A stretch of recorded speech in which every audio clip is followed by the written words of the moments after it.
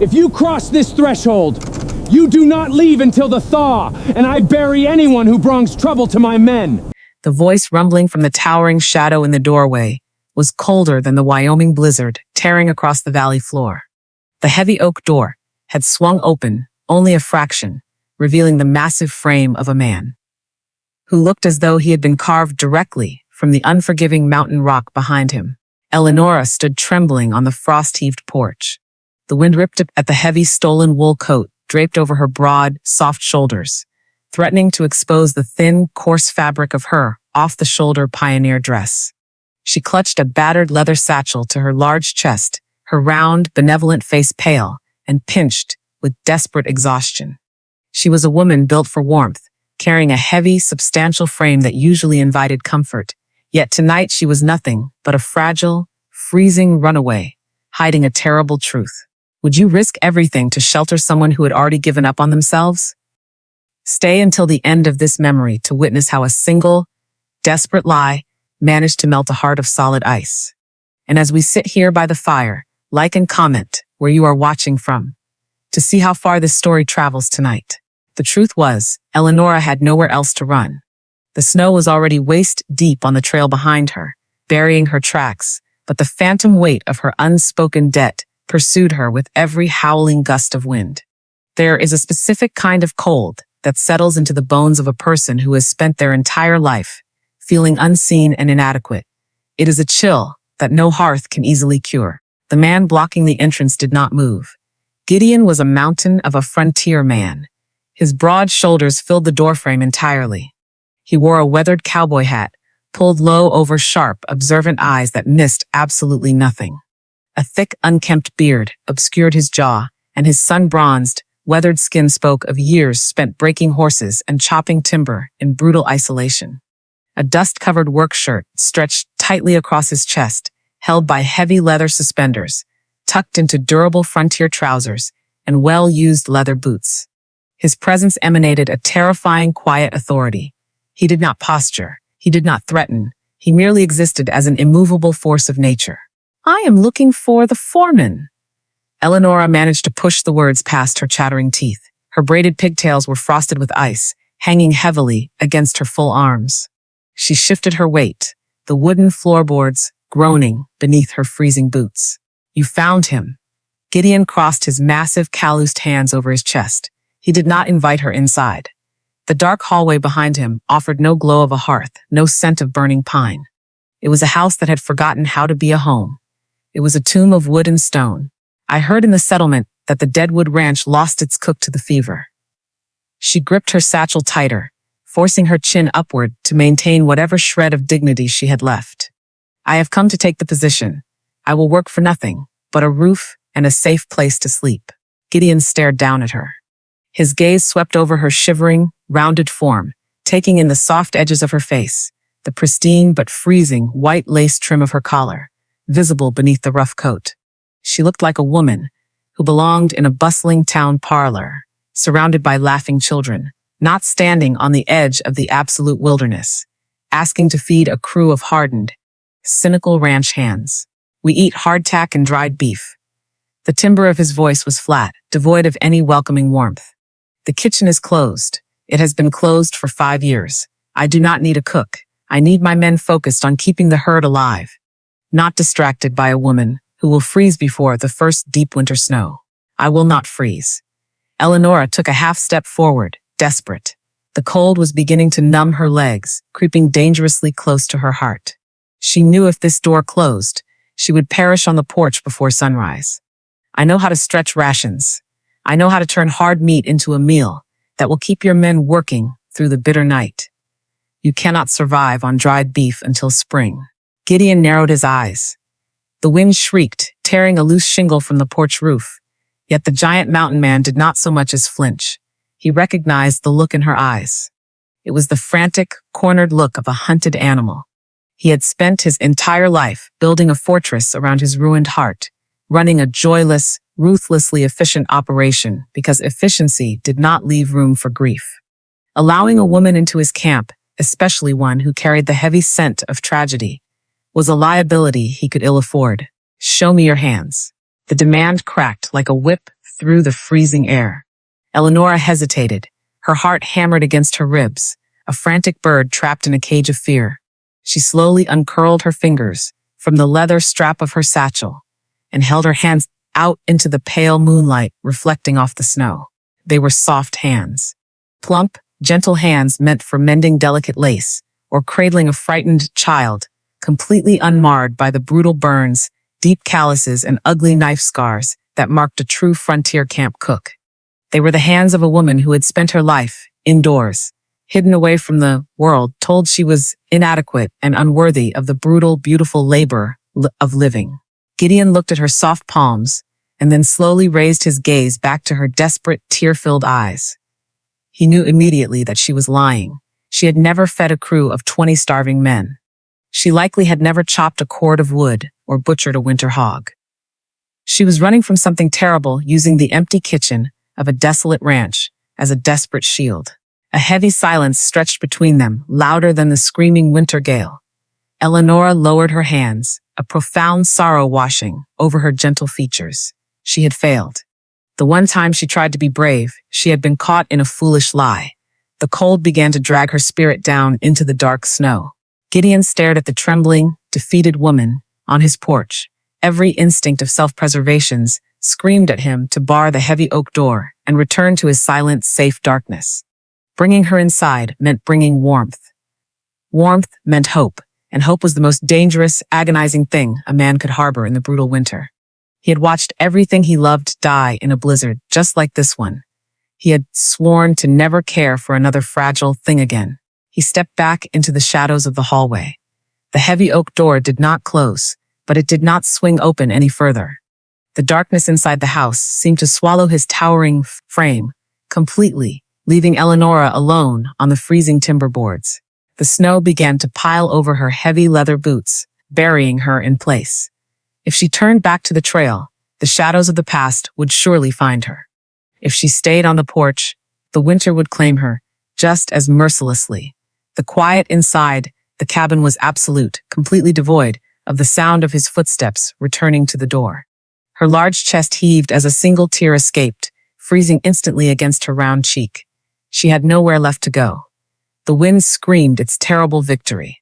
Will Gideon step back out to pull her from the storm, or will he force her back into the freezing wilderness before morning breaks?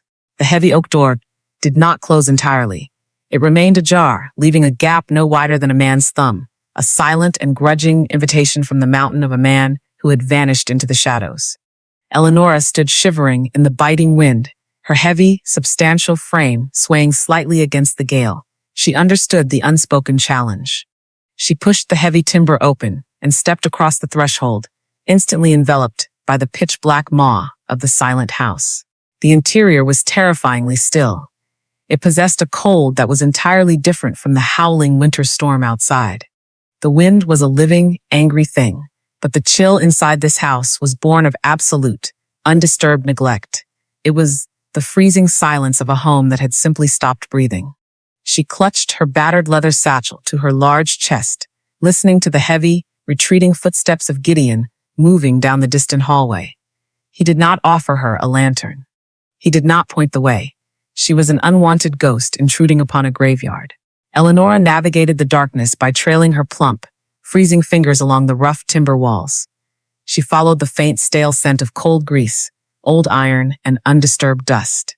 When her boots finally brushed against the edge of a raised stone hearth, she set her satchel down and fumbled in the dark for a matchbox she kept tucked inside her deep pocket. The sulfur flared, casting a desperate yellow light across the room. The kitchen was massive, built to feed an army of ranch hands. But it looked as though it had been abandoned in the middle of a sentence 5 years ago. In the center of the room sat a colossal cast iron stove, rusted and dormant, looming like a forgotten monument to a happier time. Dust coated the long wooden prep tables, and thick spider webs stretched across the darkened window panes. Eleonora set the burning match into a rusted tin cup, providing just enough light to see her own breath pluming in the freezing air. She shrugged off her stolen wool coat, revealing her broad shoulders and the coarse fabric of her pioneer dress. She found a discarded, moth-eaten flour sack in a corner and tied it tightly around her waist as a makeshift apron. She had lied to the foreman. She had absolutely no idea how to cook for a ranch crew. But she knew that if she did not prove her worth before sunrise, the giant mountain man would cast her back out into the snow. She opened the heavy iron door of the stove. The firebox was choked to the brim with 5-year-old compacted ash. There is a profound kitchen lesson hidden in the belly of any old stove, one many of us deeply wish we had learned earlier in our own desperate lives. You cannot build a new fire upon a bed of old, suffocating ash. The hearth must be thoroughly scraped clean of its dead weight, cleared of the remnants of the past, before it can draw the fresh air necessary to burn again. Eleonora knelt on the freezing stone floor, ignoring the ache in her knees. She plunged her bare hands into the cold gray dust, scooping out the dead years by the handful. The soot stained her soft white skin, darkening her fingernails and smudging her round, benevolent face. But she did not stop. When the iron belly was finally empty and hollow, she arranged splintered kindling she found piled near the back door. She struck a second match. The dry wood caught immediately. The sudden, sharp crackle of the flames sounded like a gunshot in the terrifyingly quiet house. Warmth began to bloom, slowly pushing the absolute cold back into the corners of the room. The golden light flickered over her braided pigtails and her large, heaving chest. She felt a tiny, fragile spark of triumph. Next, she raided the barren pantry. She found exactly what Gideon had promised. Wooden barrels filled with rock-hard biscuits, heavily salted dried beef, and a forgotten, dusty tin of dried apples. It was a miserable, punishing ration. Eleonora filled a heavy cast-iron pot with water from a hand pump at the sink, amazed the pipes had not frozen solid, and hauled it over the growing fire. She worked with a frantic, quiet rhythm. She crushed the hardtack biscuits with the handle of a heavy cleaver, dropping the crumbs into the boiling water. She used a small paring knife to shave the dried, salted beef into paper, thin strips, tossing them into the pot to soften, followed by a handful of the dried apples to cut the harsh, stinging salt of the meat. She stirred the heavy pot continuously, her full arms straining against the weight of the water and the iron. She transformed the grim, punishing dry rations into a thick, sweet and savory morning stew. It was incredibly meager, but it was boiling hot, and it smelled fiercely of life. Dawn broke gray and bitter over the Wyoming Valley. The wind had died down to a low, mournful howl, but the frost on the windows was thick.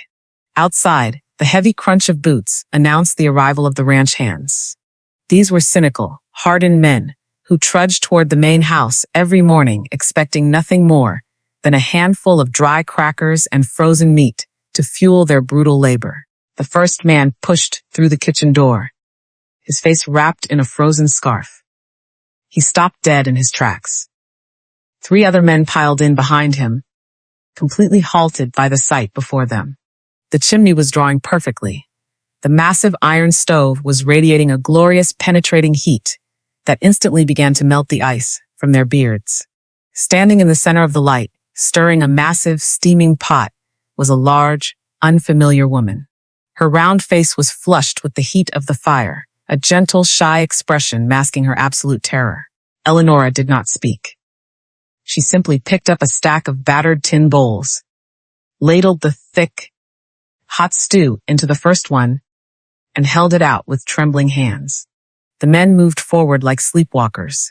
They took the bowls in stunned silence, retreating to the edges of the room to eat. The warmth of the food, hitting their empty, freezing stomachs, visibly thawed their hostile demeanors. A low, collective sigh of profound relief rippled through the room. They had forgotten what it felt like to be cared for. Gideon stood silently in the hallway doorway. His massive frame completely filled the timber frame. He wore his weathered cowboy hat pulled low over his eyes, his heavy, sun-bronzed face an unreadable mask. He did not step into the light. He did not accept a bowl. He merely watched her. The sudden, overwhelming warmth of his kitchen deeply unsettled him. It felt like a dangerous betrayal of the ghosts he kept carefully locked away in his mind. Yet, he could not look away from the quiet dignity of the woman who had brought his dead hearth back to life. Eleonora felt the weight of his observant stare. Nervousness fluttered in her chest. She turned back to the stove, raising a cloth to furiously polish the cast iron surface, needing to look busy. As she stretched her broad shoulders upward, the fabric of her makeshift apron snagged against the handle of the oven door. A heavy metallic object slipped from the deep pocket of her apron. It clattered loudly against the stone hearth, sliding across the floorboards until it stopped perfectly in the ray of morning light, streaming through the dusty window. Eleonora gasped, dropping the cloth. She lunged forward, covering the object with her heavy leather boot. But she was too late. From the shadows of the doorway, Gideon's sharp eyes had already tracked the movement. He had seen the object clearly in the sunlight. His massive hands tightened into fists at his sides, his breath catching slightly in his chest. What hidden item did Gideon spot falling from Eleonora's apron pocket while she tended the stove? Eleonora kept her heavy leather boot planted firmly over the fallen object. The vast kitchen remained dead silent, save for the crackling of the newly born fire. Gideon kept his gaze lingering on the toe of her boot. He had clearly seen the heavy, shattered silver pocket watch before she managed to hide it. It was an ornate, expensive timepiece, completely foreign to a woman begging for crusts of bread. It was the kind of watch carried by a man who bought debts and ruined lives. A watch that did not belong on the frozen frontier. Gideon did not demand to see it. He did not ask her to explain the intricate, cruel engraving he had spotted on the silver casing. He merely adjusted his weathered hat, turned his massive shoulders, and walked out into the freezing morning. His silence was far heavier than a threat. He left her alone, with her pounding heart, her terrifying secret, and a kitchen that desperately needed her attention. The day stretched out, long and unforgiving. The ranch hands were out in the howling blizzard, fighting tooth and nail to keep the cattle herd alive. Eleonora remained alone in the kitchen, tasked with producing a miracle from meager, dusty supplies. She had found a half-empty sack of coarse flour, a small crock of precious, dormant yeast, and a jar of coarse salt. She needed to bake bread. She needed to create real, sustaining nourishment. However, the adrenaline of the morning had faded entirely, leaving behind the crushing weight of her reality. The debt she carried was a living thing, a shadow that stretched across the entire Wyoming territory, threatening to swallow her whole. Her plump, soft hands trembled violently as she poured the pale flour into a wide wooden bowl. She poured water from the heavy iron pitcher, but her mind was miles away, trapped in a terrifying memory of the cruel man who owned the shattered silver watch. Her breath quickened, rattling in her large chest. Fear is a terrible, cunning thief. It steals the steadiness from your hands and the clarity from your mind. She added far too much water. The flour instantly turned into a gray, soupy, unusable mess.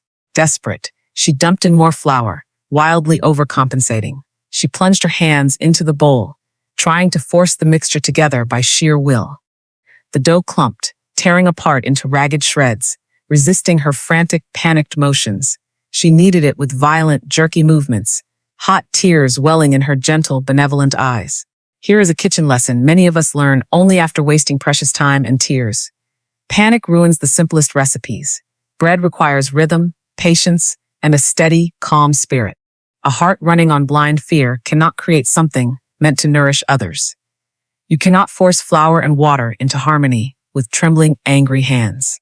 The dough quickly became a tough, unyielding rock, sticking to her fingers in miserable, heavy clumps. Eleonora broke. She leaned her broad, heavy shoulders over the long wooden prep table, burying her flushed, round face in her sticky, flour-covered hands. A single, ragged sob escaped her large chest, echoing in the empty room. She had ruined the only flour they possessed. She was a complete failure. The giant mountain man would surely cast her out into the merciless snow when he returned to find her utterly useless. The heavy timber door opened with a quiet creak. Eleonora flinched, snapping her head up. Gideon stood in the threshold, his broad frame completely blocking the pale afternoon light. Snow dusted his thick beard and the shoulders of his heavy leather ranch jacket.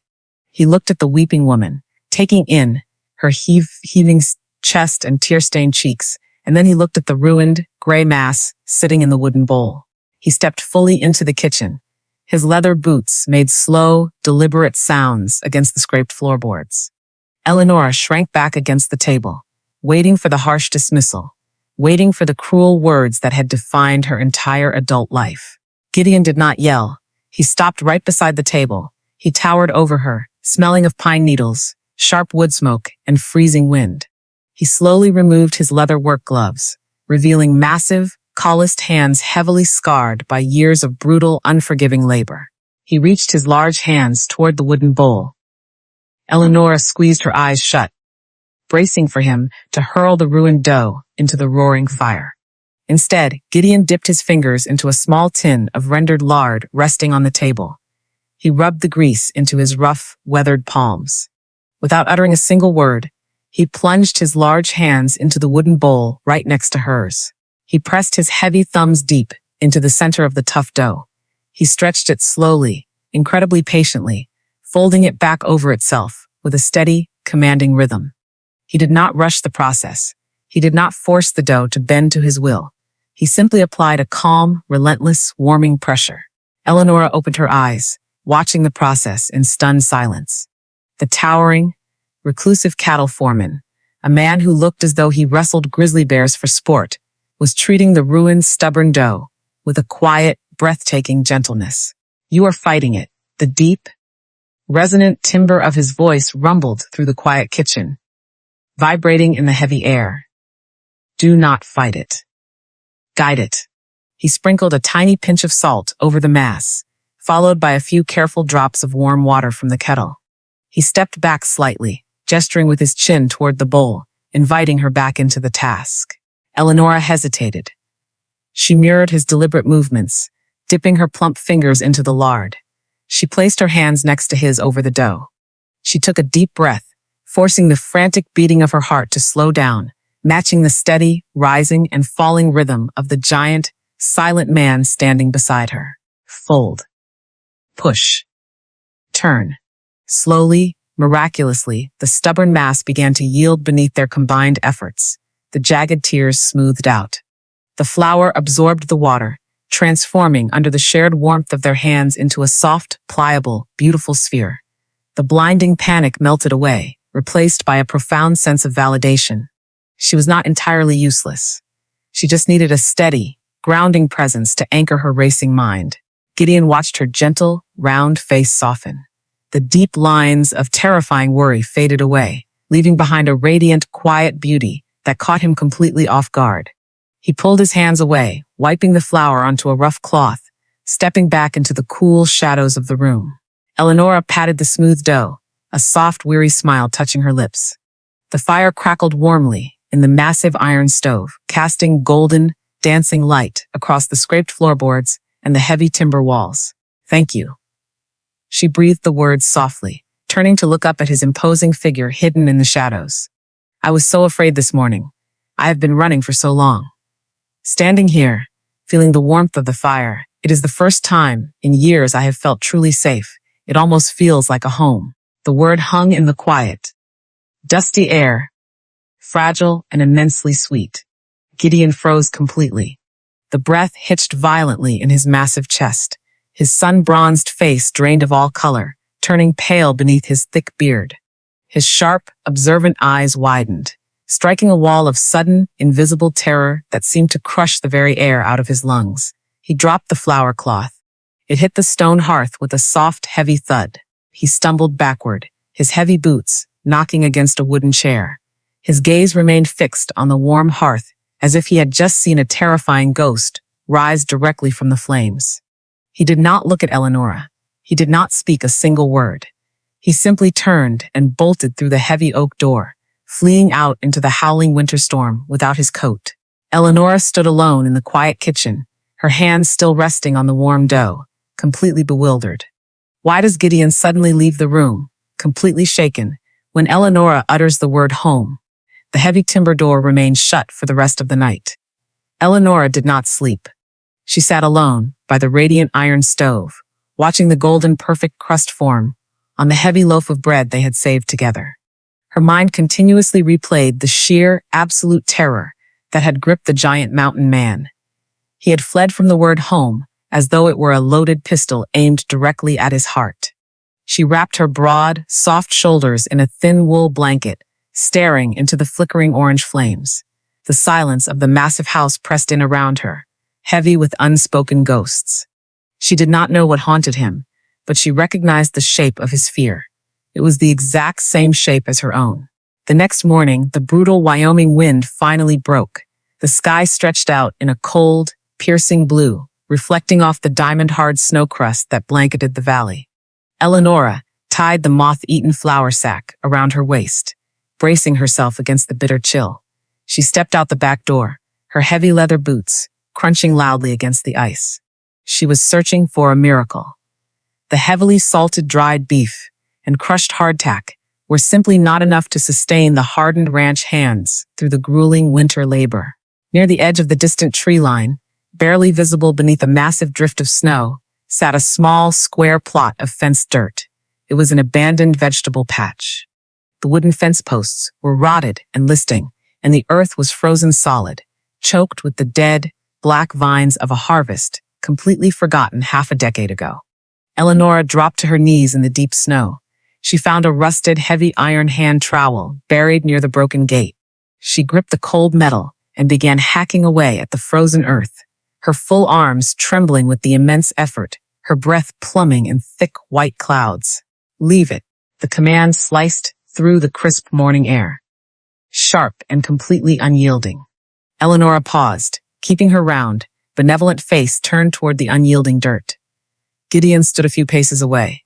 His towering frame cast a long, dark shadow directly over the little garden. He wore his thick leather vest and a worn, dust-covered work shirt, holding a massive splitting axe in his calloused hands. His jaw was clenched tight beneath his thick beard, his sharp, observant eyes fixed intensely on the frozen ground. He looked exhausted, deeply haunted by whatever memories had chased him out into the freezing wilderness the night before. There might be root vegetables buried deep below the frost. She struck the dirt again, the iron pinging loudly against the ice. Turnips or winter carrots. Something to sweeten the harsh salt pork. The men need real food, Gideon. They cannot survive on dry rations. The soil is dead. Gideon tightened his massive grip on the axe handle, his knuckles turning white. It has been dead for 5 winters. Do not waste your strength planting seeds in barren soil. Nothing soft survives this deep in the valley. The winter takes everything it touches. It was not merely a warning about the neglected garden. The words carried the heavy, crushing weight of a man who believed his own soul was completely barren. He was telling her to stop trying to bring warmth back to his ruined world. He was terrified that her quiet hope would only invite more agonizing loss. Eleonora stopped digging. She did not shrink away. She possessed a quiet resilience, a profound dignity forged in the fires of constant rejection and hidden debts. She stood up, brushing the clinging ice from the coarse fabric of her pioneer dress. She met his observant gaze directly, refusing to look down. "You cannot judge the harvest by the frost on the topsoil." She spoke softly, yet her voice possessed an unshakable, beautiful strength. "That is a kitchen lesson I learned the hard way. Some roots must endure the bitter cold to produce the sweetest fruit in the spring. You think this garden is dead simply because you stopped tending. I refuse to let things stay dead." Gideon stared down at her. The wind lifted a stray strand of her braided hair, brushing it across her flushed, rounded cheek. She stood there, large and substantial, a beacon of stubborn, defiant warmth, in the middle of his frozen wasteland. She was actively challenging his despair. She was openly defying the fortress of ice he had spent 5 years meticulously building. He remembered the heavy, shattered, silver pocket watch he had seen hidden in her apron pocket, the clear evidence of her own deep, terrifying wounds. Yet here she stood, fighting desperately for the life of his barren dirt. He did not argue.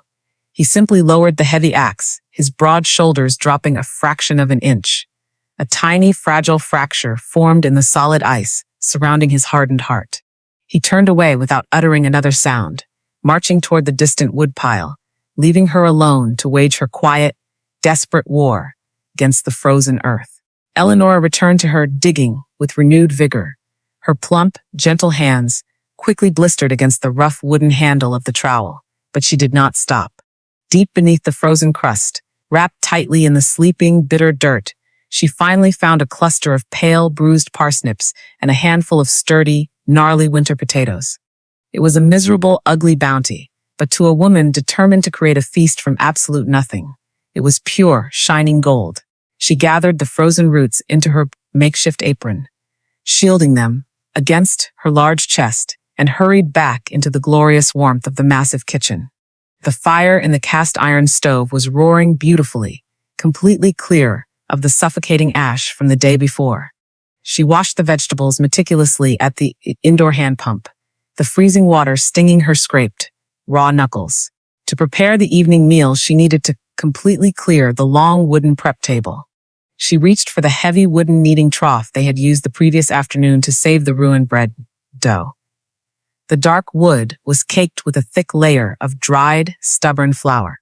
Eleonora lifted the massive trough-shaped bowl, her large chest straining against the immense weight, and flipped it over to scrub the underside with a damp, rough cloth. The wood was deeply scored and polished by years of heavy, loving use. As her wet cloth wiped away a thick layer of old flour dust near the very base of the bowl, a deep carving suddenly caught the golden, dancing light of the fire. Eleonora stopped breathing. She lowered the cloth, her gentle eyes narrowing in absolute confusion. It was not a simple maker mark. It was not a commercial brand from the local lumber mill. It was a name, carved with brutal, deliberate force into the very foundation of the hearth's most essential tool. The deeply gouged letters were jagged, cut by a man holding a hunting knife with a violently trembling hand. Perhaps in a moment of profound, shattering grief or terrifying anger. She slowly traced her soft, plump fingers over the grooves, feeling the rough, splintered edges of the wood against her delicate skin. The name seemed to pulse with a hidden, tragic energy, tied directly to the terrified way Gideon had fled from the kitchen when she had spoken of home. Whose name does Eleonora find carved into the bottom of the heavy wooden kneading trough? The rough, splintered edges of the carved letters caught the firelight. Eleonora traced her plump fingers over the deep gouges in the bottom of the wooden kneading trough. Sarah. The name was small, hidden completely from the casual eye, carved with a desperate, frantic strength. It was the name of a ghost. It was the name of a woman who had once stood in this exact spot, filling the massive house with the very warmth Gideon now fled from. Eleonora gently set the heavy wood down. She finally understood the terrifying depth of his silence. He had not merely closed the kitchen. He had entombed the heart of the home to protect himself from the agonizing memory of the woman he could not save. Before she could gather the parsnips and potatoes, the sky outside turned a bruised, violent purple. The bitter blue morning vanished entirely. A terrifying roar echoed through the Wyoming Valley, far louder than the previous winter gale. It was a severe dust storm, a brutal phenomenon of the plains where vicious dry winds ripped away the snow crust, hurling frozen dirt and blinding sand across the sky. The heavy oak door burst open. Gideon threw his massive frame inside, followed by a violent swirl of black dirt and ice. He slammed the heavy timber shut, dropping a thick iron bar across the frame.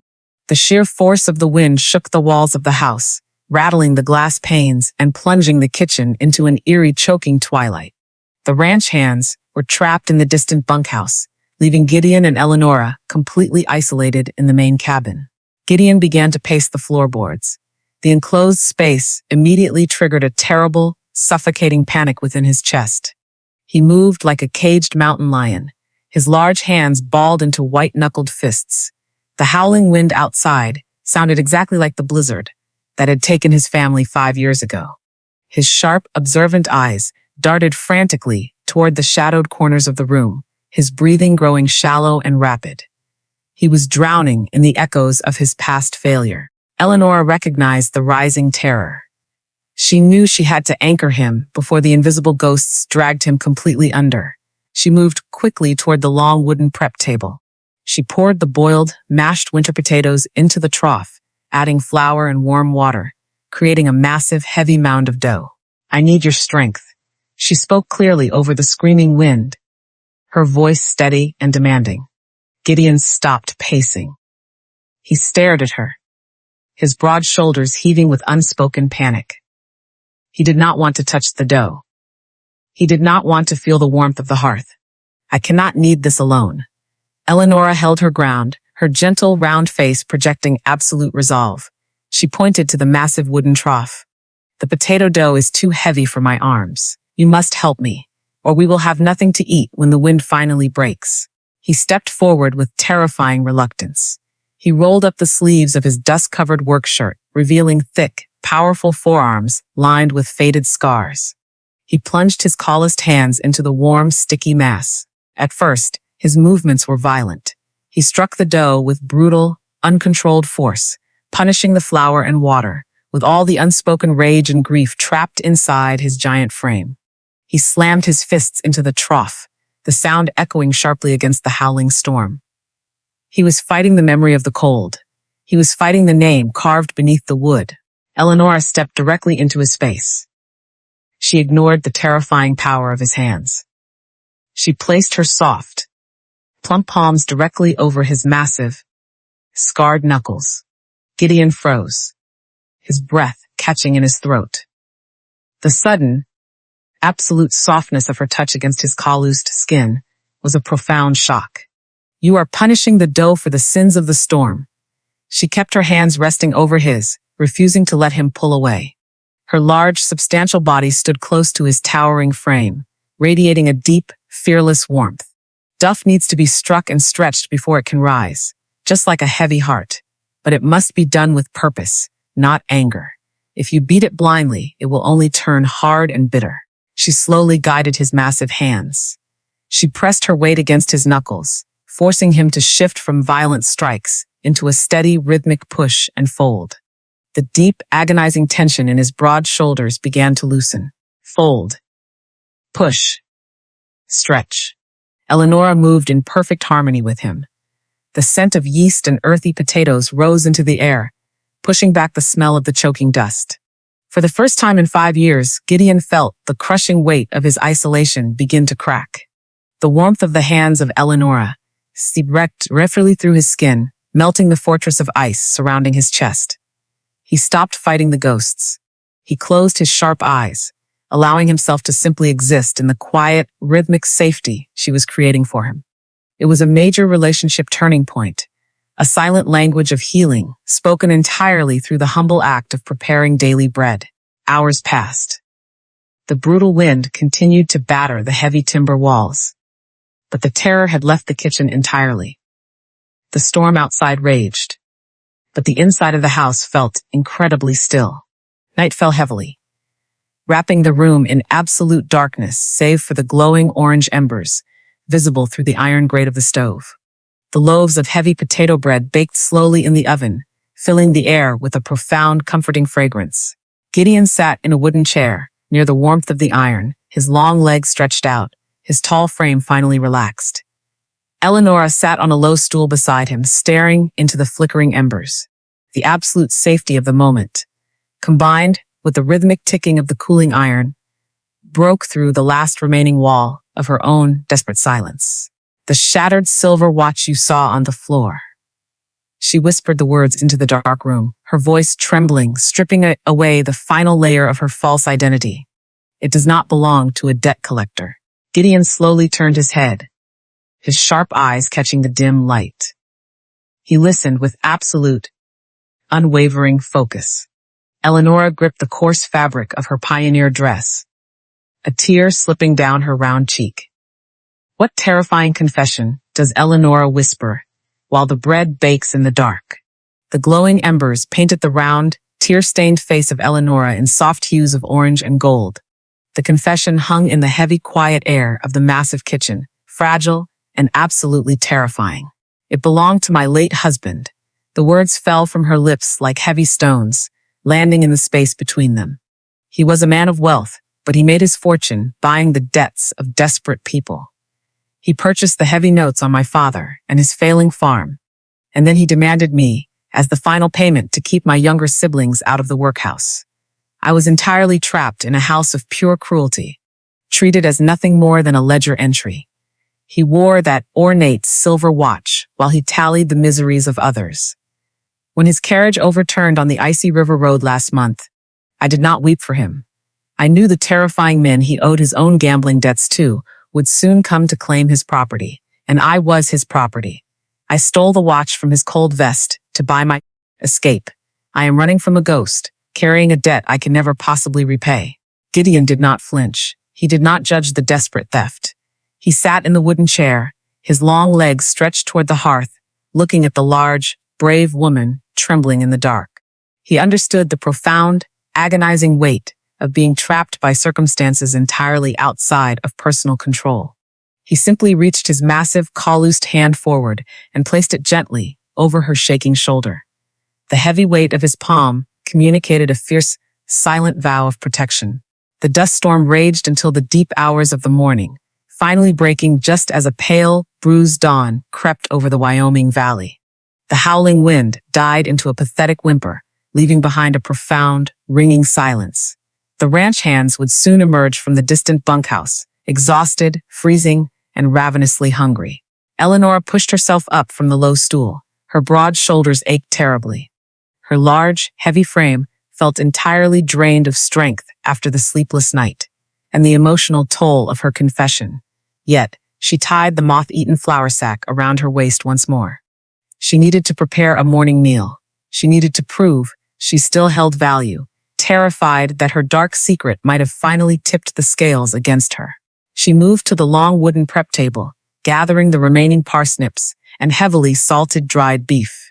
She hauled a massive black cast iron pot from the bottom shelf, filling it with water from the indoor hand pump. She placed the heavy vessel over the roaring flames of the iron stove. Exhaustion is a dangerous, silent thief in the kitchen. It steals the coordination from your hands and the focus from your mind. For 2 hours, she stood over the blazing heat, stirring the thick, bubbling broth. The rich, savory smell filled the cabin, a promise of absolute comfort for the hardened men outside. She reached across the hot iron surface to lift the massive pot, intending to move it to the cooler edge of the stove. She gripped the metal handles with 2 thick cloths. She hoisted the colossal weight upward. Her exhausted, trembling muscles simply gave out. The heavy cast iron pot twisted violently in her grasp. The weight shifted, pulling her forward.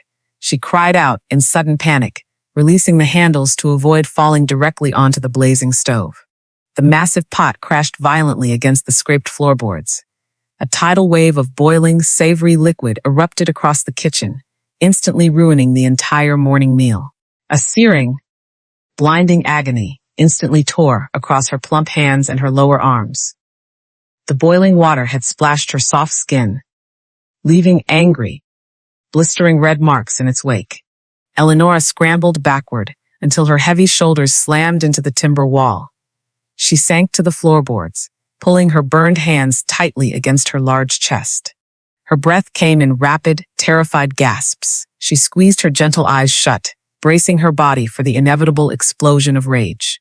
In the house of her late husband, a ruined meal meant a brutal, unforgiving punishment. She had destroyed the only food the ranch possessed. She waited for the giant mountain man to shout, to drag her by her braided pigtails out into the freezing snow, to cast her away forever as a useless, clumsy burden. A heavy set of boots rushed across the room. Gideon did not look at the ruined food spreading across the floor. He did not spare a single glance at the empty, overturned cast iron pot. He threw himself directly onto his knees in the middle of the steaming puddle, ruining his dust-covered work trousers. He reached out with his massive, scarred hands.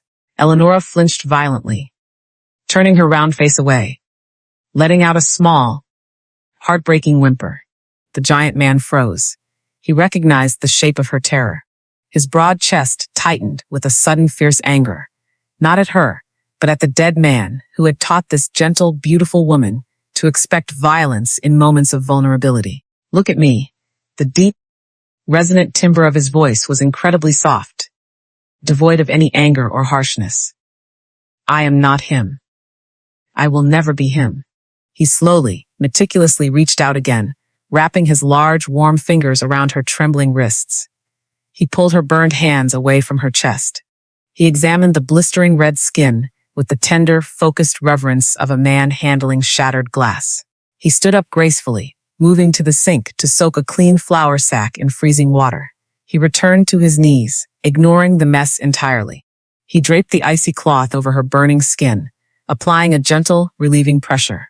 "The food is ruined," she sobbed, opening her gentle eyes, tears spilling down her flushed cheeks. "The men have nothing. I have failed you completely. You are more important than a pot of salted beef." Gideon kept his sharp, observant eyes fixed directly on hers. He wrapped a dry strip of cloth carefully around the cold compress, binding her wounds with agonizingly slow, loving care. "I can buy more beef. I cannot replace the hands that brought warmth back to my home." It was a profound moment of emotional safety. He saw her true, inherent worth, completely detached from the labor she could provide. He did not value her merely because she could cook. He valued her simply because she existed. The crushing weight of her lifelong inadequacy shattered entirely beneath the gentle pressure of his calloused hands. She leaned her heavy frame forward, resting her forehead against his broad shoulder, finally allowing herself to weep in the absolute safety of his arms. As she had scrambled backward in terror, her heavy leather boot had struck her battered leather satchel resting near the wall. The worn clasp had snapped open. From the corner of his eye, Gideon noticed a thick piece of parchment sliding out from the dark leather interior. It came to rest near the edge of the steaming broth. The document bore a heavy, dark red wax seal and sharp, aggressive black lettering. The bold print across the top caught the morning light perfectly. What legal document slips from her battered satchel during the commotion directly into Gideon's line of sight? The heavy parchment rested on the damp floorboards, the dark red wax seal gleaming ominously in the morning light. Gideon kept his scarred hand pressed gently against the bandaged wrists of Eleonora, his sharp eyes moving swiftly over the aggressive black lettering. The document was a writ of fugitive reclamation. It legally transferred the staggering, ruinous gambling debts of her late husband directly onto her own soft shoulders, offering a substantial bounty to any man who dragged her back to the merciless creditors. It was a piece of paper designed to completely destroy a human life. Eleonora kept her gentle face buried against his broad shoulder, weeping quietly from the terrifying shock of the burning water, entirely unaware that her darkest secret now lay fully exposed on the floor. Gideon did not flinch. His broad chest rose and fell with a steady, terrifying calm. He reached out with his free hand, his calloused fingers, folding the heavy parchment with meticulous care. He slid the legal writ deep back into the dark interior of her battered leather satchel, snapping the worn clasp shut. He would not tell her he had seen it. He would not allow the shadow of those cruel men to enter the absolute safety of his kitchen. He stood up slowly, lifting her large, heavy frame from the damp floorboards with effortless strength, carrying her to a wooden chair near the fire. His silence became an invisible, impenetrable shield around her. 2 weeks passed. The bitter Wyoming winter continued to howl through the valley, piling snowdrifts as high as the windows, but the internal rhythm of the Deadwood Ranch had entirely transformed. The severe burns on the plump hands of Eleonora healed into tight pink scars, replacing her flawless skin with the honorable, rugged marks of a true frontier woman. She returned to the cast iron stove with renewed, quiet ferocity. The hardened, cynical ranch hands began to linger inside the massive house. They no longer ate their meals in stunned silence and fled back to the freezing bunkhouse. They were drawn inevitably to the profound warmth, radiating from the heavy, substantial woman who moved gracefully around the hearth. She treated them, not as hired laborers, but as a starving family in desperate need of nourishment. On a particularly freezing Tuesday afternoon, Eleonora stood at the long wooden prep table. She was brewing a massive iron pot of wild chicory root to stretch their dwindling coffee beans. The dark liquid boiled aggressively, filling the air with a harsh, medicinal aroma. The heavy timber door opened. Silas, the oldest and most hardened cowboy in the crew, stepped inside. He did not remove his dust-covered coat. He approached the long table holding a small object wrapped in a clean cloth. He placed it carefully on the scraped wood. "The iron tools are too heavy for your healing hands," Silas muttered the words, staring firmly at his worn leather boots. Suddenly shy, Eleonora reached out with her scarred fingers and pulled back the cloth. It was a long, beautifully hand-carved wooden spoon, sanded completely smooth designed specifically to spare her soft skin from the blistering heat of the metal handles. Before she could express her profound gratitude, another young ranch hand stepped forward. He placed a small, precious glass jar next to the wooden spoon. Inside the glass rested a thick, golden piece of wild honeycomb, traded for at great personal expense during a brutal ride to the distant settlement. For the chicory. The young cowboy nodded respectfully, pulling his weathered hat from his head. To help with the bitter taste. Eleonora touched her large chest, her round, benevolent face flushing with a radiant, overwhelming joy. Her gentle eyes filled with tears, not of terror or inadequacy, but of profound belonging. These rough, violent men were bringing her offerings. They were seeing her true worth and returning her care with quiet, immense devotion. From the shadows of the hallway doorway, Gideon stood perfectly still. He wore his thick, leather vest, his broad shoulders leaning heavily against the timber frame. He watched the men present their gifts. He watched the beautiful, wide smile break across the face of the woman he had saved. A sudden, sharp ache pierced directly through his massive chest. It was an unfamiliar, terrifying surge of pure jealousy. He was the foreman. He was the protector. Yet he stood entirely in the dark, watching his own men bring light into her world. He longed desperately to be the one carving her tools. He longed to ride through the freezing blizzard to bring her something sweet, but the heavy, agonizing chains of his past failures kept him rooted in the shadows. He believed he only brought death to the things he loved, so he forced himself to remain a silent guardian, nursing a deep, unspoken longing that burned far hotter than the roaring iron stove. Eleonora picked up the hand-carved wooden spoon. She opened the glass jar and scooped a generous portion of the wild honeycomb into the dark, boiling chicory root. She stirred the heavy pot with slow, rhythmic motions. The harsh, medicinal smell instantly softened, replaced by a rich, deeply comforting sweetness. There is a kitchen lesson you must all remember. She spoke softly, yet her voice carried clearly across the quiet room, reaching the shadows where the giant mountain man stood hiding. When you are forced to brew something harsh, you do not throw away the pot. A bitter brew can always be sweetened, provided you know exactly what to add, and you possess the patience to let it dissolve entirely. No heart is too far gone to be softened. She poured the steaming, sweetened liquid into battered tin cups, handing them to the men. A chorus of rough, genuine laughter erupted around the hearth as they tasted the miraculous transformation. The Deadwood Ranch, completely dead for 5 years, was suddenly vibrating with glorious, undeniable life. Gideon lowered his head, a fragile, aching smile, touching the corners of his mouth beneath his thick beard. He finally understood that she was not just fixing their food. She was meticulously fixing their broken souls. The beautiful laughter was suddenly shattered. The violent, frantic barking of the ranch dogs echoed loudly from the front yard. The heavy crunch of multiple horses galloping aggressively across the ice broke the peace of the afternoon. The men in the kitchen instantly fell silent, their hands dropping toward the heavy iron pistols holstered at their hips. Gideon stepped entirely out of the shadows, his observant eyes turning hard and terrifyingly cold. He moved swiftly toward the front window, wiping the frost away with his calloused palm. A loud, demanding voice echoed over the howling wind, followed by the heavy thud of a riding crop, striking the front porch. Who rides into the ranch yard unannounced, demanding to inspect the property and its inhabitants? The heavy breath of the horses plumed into the freezing air, mixing with the falling snow. Through the cleared circle of frost on the window pane, the observant eyes of Gideon tracked the arrival. 3 riders sat atop massive, trembling mounts in the center of the yard. The leader wore a thick, expensive wool overcoat, entirely unsuited for the brutal reality of the Wyoming territory. He held a heavy leather riding crop, slapping it aggressively against his gloved palm. The scent of danger instantly flooded the kitchen, overwhelming the sweet aroma of the wild honeycomb and chicory root. Gideon did not hesitate. He turned away from the window, his massive frame moving with terrifying, lethal grace. He pushed the heavy oak door open and stepped out onto the frost-heaved porch. He pulled the timber shut behind him, leaving only a tiny crack so the heat of the stove would not escape.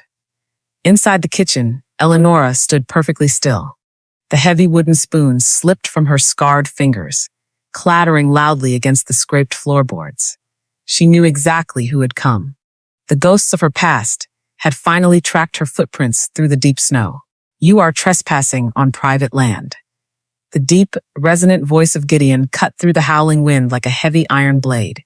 He stood at the edge of the porch, a towering mountain of a man. He did not rest his hands on the heavy pistols at his hips, but his posture radiated absolute, unyielding violence. "I am an agent of the Territorial Bank," the rider sneered, shifting his weight in the expensive leather saddle. He reached into his thick coat and produced a folded piece of heavy parchment, bearing a dark red wax seal. It was the exact writ of fugitive reclamation Gideon had seen hidden inside the battered satchel. "I hold a legal writ for the retrieval of a runaway widow. She is carrying a staggering debt owed by her late husband. We tracked a stolen silver pocket watch to the settlement, and the merchant pointed us directly toward this dead property." The rider pointed the leather crop toward the smoking chimney. "A large, heavy woman with braided hair," the agent continued, his voice dripping with cruel arrogance. "She is nothing but a ledger entry, a piece of property meant to settle the gambling debts of a dead man. Hand her over, foreman. I have the legal right to search your premises." Inside the shadowy kitchen, the breath rattled violently in the large chest of Eleonora. Absolute terror paralyzed her limbs. She was the property of a dead man. She was a burden, a walking debt that would only bring destruction to the beautiful, fragile warmth she had built in this house. She took a trembling step toward the door.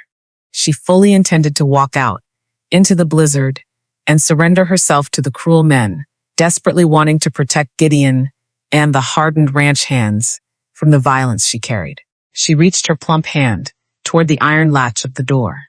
Before she could press the metal, the massive frame of Gideon shifted on the porch. He stepped directly into the center of the doorway, his broad shoulders completely blocking the entrance. He became an immovable physical wall of pure protection. "You will not search my home." Gideon spoke with a terrifying, quiet calm. The short sentences cracked like thunder over the frozen yard. "You will not cross this threshold. The woman you describe does not exist here. Do not lie to me." "Mountain man," the agent scoffed, urging his horse a step closer. "I can smell the sweet chicory boiling. I know she is standing right behind that timber. The woman inside this house is the heart of the Deadwood Ranch." Gideon raised his chin, his sharp eyes locking onto the cruel face of the rider. "She does not belong to a bank. She does not belong to the ghost of a dead gambler. She is under my absolute protection. If you take one more step toward my porch, I will bury you beneath the frost." It was a major public turning point. The giant mountain man, a soul who had spent 5 years running in absolute terror from the mere concept of family or warmth, was publicly staking his life on her safety. Behind the heavy timber door, Eleonora dropped to her knees. Hot tears streamed down her round, benevolent face. For her entire life, she had been traded, hidden, scolded, and treated as a completely inadequate burden. Now, the most formidable man she had ever known was standing as a shield between her and the cruel world. A profound, overwhelming emotional dependence rooted itself deeply in her heavy chest. She did not just want to stay at the ranch. She needed the quiet, powerful soul of this man to survive. The agent laughed. A sharp, ugly sound. He gestured to the 2 armed men riding behind him. They reached for the heavy rifles strapped to their saddles. The metallic click of a dozen hammers pulling back echoed across the porch. The agent froze. He looked up. Standing directly behind Gideon, lining the frost-covered railing of the porch, were Silas and the hardened ranch hands. They had silently emerged from the bunkhouse through the blinding snow. Every single man held a drawn weapon, their faces set in grim, unyielding determination. They were not merely defending their foreman. Wins't Freddy. They were fiercely defending the woman who had sweetened their bitter brew, the woman who had brought light back into their miserable winter. The agent lowered his leather crop. The cruel arrogance vanished from his face, replaced by sudden, sharp fear. He realized immediately that he was vastly outnumbered by men who had absolutely nothing left to lose. "This is not over." The agent spat into the deep snow, his voice trembling slightly. The territorial marshal will hear of this defiance. The debt must be paid in full. Gideon did not draw a weapon. He slowly descended the wooden stairs, his heavy leather boots sinking deep into the white drifts. He walked directly toward the mounted men, completely ignoring the rifles pointed at his broad chest. He stopped at the edge of the wooden gate, reaching out to grasp the silver bit of the horse, belonging to the agent. He pulled the head of the terrified animal down. The agent was forced to lean forward, bringing his ear close to the face of the towering foreman. Eleonora pressed her round cheek against the cold timber of the door, straining desperately to listen. Gideon spoke in a whisper so low, it was entirely swallowed by the howling winter wind. The ranch hands on the porch could not hear a single word. Eleonora could not hear a single syllable, but the reaction was immediate and profound. The face of the agent drained of all color. He stared down at the giant mountain man with a mixture of absolute shock and greedy calculation. He nodded once, a sharp, jerky motion. He pulled hard on the leather reins, turning his horse around violently. He spurred the animal into a gallop, fleeing back toward the distant settlement, his armed men trailing frantically behind him. Gideon stood alone in the deep snow, watching them disappear into the white horizon. The wind whipped his thick beard and shoulder-length hair. He had secured her safety, but the cost was entirely hidden. What dangerous, silent bargain does Gideon make with the collector at the gate to ensure he rides away? The giant mountain man stood alone in the deep, blowing snow, watching the shadows of the riders vanish entirely into the white horizon. The wind whipped his thick beard and the heavy fabric of his leather vest. The immediate danger had passed, yet a heavy, invisible weight now settled squarely across his broad shoulders. He turned slowly, his boots crunching loudly against the ice, and walked back toward the frost-heaved porch. The ranch hands lowered their heavy rifles in absolute silence, nodding respectfully to their foreman, before disappearing back into the swirling blizzard toward the bunkhouse. Gideon pushed the heavy oak door open and stepped back into the massive kitchen. The heat of the roaring iron stove instantly wrapped around his towering frame, carrying the sweet, comforting scent of wild honeycomb and chicory root. Eleonora was not resting. The absolute terror of the confrontation had shattered her fragile sense of safety, replacing it with a frantic, desperate need to prove her worth. She was convinced that the men of the Deadwood Ranch would soon realize the staggering cost of protecting a runaway widow. The debt she carried was a plague. She believed she had to earn her right to breathe the air inside this house every single second. She stood near the long wooden prep table, her broad shoulders trembling violently. She held a heavy, sharp cleaver in her tight, pink-scarred hands, fiercely attacking a thick, tough slab of salted beef. She was moving with blind, frantic panic. She intended to prepare a massive evening feast, desperate to feed the men who had just risked their lives for her. Her round, benevolent face was pale, and her breath rattled painfully in her large chest. She chopped the hard meat with jerky, uncontrolled strikes, the heavy blade missing her delicate fingers by mere fractions of an inch. Gideon watched the chaotic scene from the doorway. He recognized the shape of her panic perfectly. It was the exact same frantic energy that had once driven him to work himself to absolute exhaustion, simply to avoid facing the agonizing silence of his own grief. She was trying to outrun the terror by working herself into the ground. He crossed the scraped floorboards with long, deliberate strides. He did not issue a sharp command. He simply stepped directly behind her, his massive frame completely enveloping her in a fortress of quiet heat. He reached around her heavy, substantial form and clamped his calloused hand firmly over her trembling fingers, resting on the handle of the cleaver. Stop. The deep, resonant timbre of his voice vibrated gently through the quiet room. The men are hungry. Eleonora gasped, tears of pure anxiety springing to her gentle eyes. She tried to pull the cleaver free, her full arms straining against his unyielding grip. They stood in the freezing snow for me. I must prepare the meal. I must show them I am worth the terrible trouble I have brought to this valley. If I do not work, I have no value. You have nothing left to prove to anyone in this house. Gideon gently pried the heavy iron blade from her soft, scarred hands. He set the cleaver far, far away on the opposite edge of the table. He placed his massive hands on her broad shoulders and turned her around. She kept her chin tucked down, entirely unable to meet his sharp, observant eyes. The adrenaline was finally abandoning her body, leaving behind a profound, crushing exhaustion. Her heavy leather boots felt like lead. She swayed slightly, completely spent. Gideon guided her toward a heavy wooden chair set near the radiant warmth of the stove. He pressed gently against her shoulders until she sat down. He pulled a rough, clean cloth from his pocket and wiped the flour and salt from her trembling fingers. "There is a lesson you taught me." He knelt on the floorboards directly in front of her, ignoring the ache in his knees, keeping his sun-bronzed face level with hers. "You taught me that if you pull a heavy, tough cut of meat straight from the blistering fire and slice directly into it, you will ruin it completely. The juices will bleed out onto the table, leaving the meat dry, bitter, and completely devoid of strength." Eleonora finally lifted her gaze, her wet eyes locking onto his. The absolute gentleness in his expression was completely breathtaking. "You have just been pulled from a terrible, blistering fire." Gideon reached forward, resting his rough, calloused thumbs lightly against the back of her pink, scarred hands.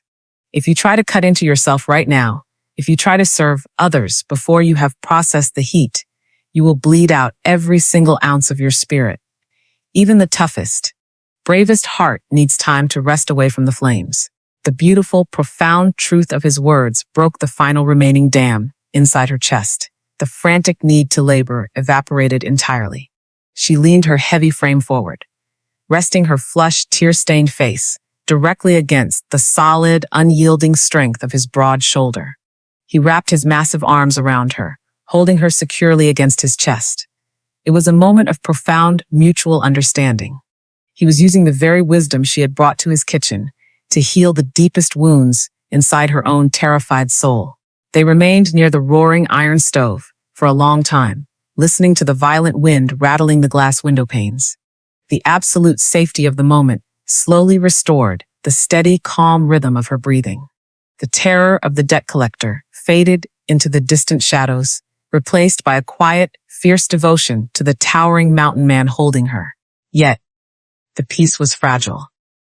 The secret bargain Gideon had made at the wooden gate hung heavy and unseen in the cold air.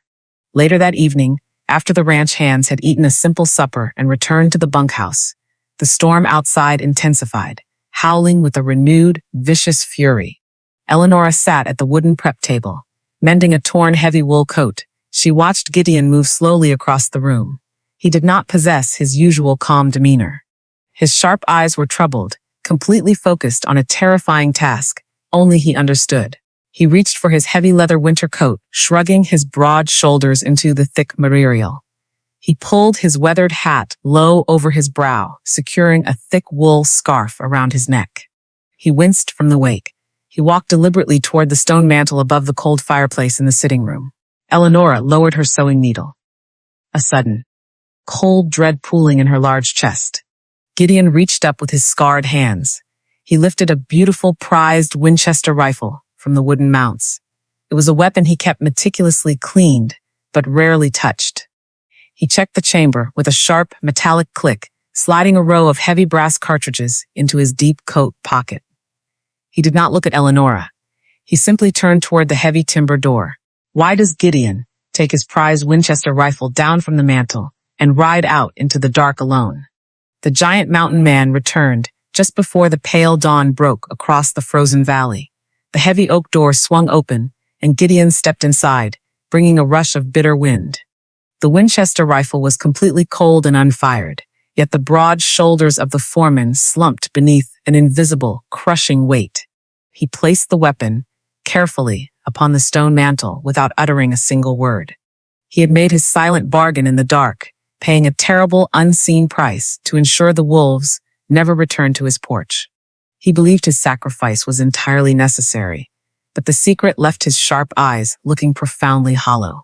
3 weeks passed before a brief, unexpected thaw melted the thick ice on the lower trail, allowing the heavy ranch wagon to finally navigate the dangerous path toward the distant settlement. The pantry of the Deadwood Ranch desperately required bulk flour, coarse salt, and coffee beans. Eleonora sat beside Silas on the wooden bench, wrapped tightly in her heavy wool coat. She held a large tin box resting against her substantial chest, filled with thick slices of the sweet potato bread she had baked before sunrise. She hoped to trade the fresh loaves to the town merchant for a small, precious jar of ground cinnamon. The settlement mercantile was a bustling, cramped room, smelling fiercely of oiled leather, dry tobacco, and peppermint dust. While Silas hauled the heavy sacks of grain toward the open wagon, Eleonora approached the front counter. She opened her tin box, allowing the rich, yeasty aroma of the wild honeycomb and baked potato flour to drift into the stale air. A wealthy neighboring cattle baron stood near the wood stove, warming his unblemished hands. He wore a fine, tailored wool suit, an expensive silk cravat, and polished leather boots that had never touched the mud of a working corral. He turned his head, immediately captivated by the glorious scent. Without asking for permission, the wealthy man reached out and broke a small piece from the edge of the golden crust. He placed the bread upon his tongue, closing his eyes in absolute astonishment. "This is completely magnificent." The wealthy rancher stepped forward, his gaze sweeping over the coarse fabric of her pioneer dress and the tight pink scars covering her plump hands. He did not see a desperate runaway. He saw a highly valuable asset. "I employ 3 cooks at my estate across the river, yet none of them can produce a loaf with such profound, comforting depth. What is the exact measurement of the honey? I will purchase the recipe." Eleonora clutched the tin box closer to her large chest, her round face flushing with sudden, overwhelming shyness. "There is no written recipe," she answered softly, her gentle voice practically swallowed by the noise of the busy store. "A wealthy man can buy the finest ground flour and the purest white sugar, but you cannot purchase the devotion required to make the bread truly rise. The secret is simply tending the dough with a steady, loving hand." The cattle baron smiled, a slick, calculating expression. "Then I will simply purchase the hands." He removed his fine leather hat, bowing his head respectfully. "A woman with your profound skill does not belong on a struggling, half-dead property like the Deadwood Ranch. Gideon runs a miserable, freezing operation. Come work for me. I offer a massive wage, a warm private parlor, and absolute safety behind high iron gates. You will never chop your own wood or face the brutal winter wind again." It was the exact promise of salvation a desperate, terrified widow should have accepted instantly. It was an offer of pure, unadulterated security. Near the back wall of the mercantile, Gideon froze entirely. He stood beside a towering stack of wooden crates, holding a 50-pound sack of salt over his broad shoulder. He had heard every single word of the generous offer. A fierce, burning jealousy flared violently in his massive chest. Every protective instinct screamed at him to drop the heavy salt, to cross the wooden floorboards, and to place himself directly between the wealthy man and the woman he loved. He wanted to claim her publicly, just as he had done against the cruel debt collector. But the heavy shadow of his past failure suddenly crushed his rising courage. He looked down at his dust-covered work shirt, his worn leather vest, and his deeply calloused hands. He remembered the agonizing silence of his own empty house. He remembered the terrifying legal writ hidden inside her battered satchel. He had already sacrificed a massive portion of his own future to keep her safe. A secret he intended to take to his grave. He believed, with absolute, heartbreaking certainty, that he was nothing but a broken foreman who brought tragedy to everything he touched. He convinced himself that keeping her in his dangerous, freezing world was an act of pure, selfish cruelty. True protection meant letting her go into the safe, warm parlor of a man who could offer her a life completely devoid of fear. Gideon lowered the heavy sack of salt. He stepped out from the shadows of the crates, his sun-bronzed face set into an unreadable mask of solid stone. "She is not bound to the Deadwood property." The resonant timbre of his voice echoed across the quiet mercantile, cold and completely devoid of emotion. Eleonora whipped her head around, her gentle eyes widening in absolute shock. The tin box rattled violently against her heaving chest. Gideon did not look at her. He kept his sharp, observant eyes fixed directly on the wealthy cattle baron. "The wage is more than fair," Gideon continued. every single word, tearing a jagged hole directly through his own heart. She is free to accept your offer. We can manage our own meals. He turned his broad shoulders, walking out the front door of the mercantile, without looking back, leaving her completely alone with the wealthy stranger. The bell above the door chimed softly, sounding exactly like a funeral toll. The air vanished entirely from the lungs of Eleonora. The absolute safety she had found beside his roaring iron stove shattered into 1,000 jagged pieces. She had believed they were building a home together. She had believed he saw her true worth. But standing in the dusty store, listening to him easily hand her away to the highest bidder, she felt the familiar, crushing weight of inadequacies slam back down upon her heavy shoulders. He did not want her. He saw her only as a temporary cook, entirely replaceable, entirely burdensome. The wealthy rancher smiled broadly, extending a soft, clean hand toward her. Does Eleonora pack her bags, believing Gideon truly wants her gone? Eleonora stared down at the soft, unblemished hand of the wealthy cattle baron. The bustling mercantile seemed to fall entirely silent, the smell of dry tobacco and peppermint dust fading away. She did not reach out her scarred fingers. She closed the lid of her heavy tin box with a sharp, ringing snap that echoed across the wooden floorboards. She looked the wealthy man directly in the eye, her round, benevolent face projecting an absolute, unshakable dignity he could not possibly purchase. My hands are not for sale, she spoke with quiet iron. And my heart does not require a safe parlor. It requires a home. She turned her broad shoulders and walked out the front door of the store without a single glance backward.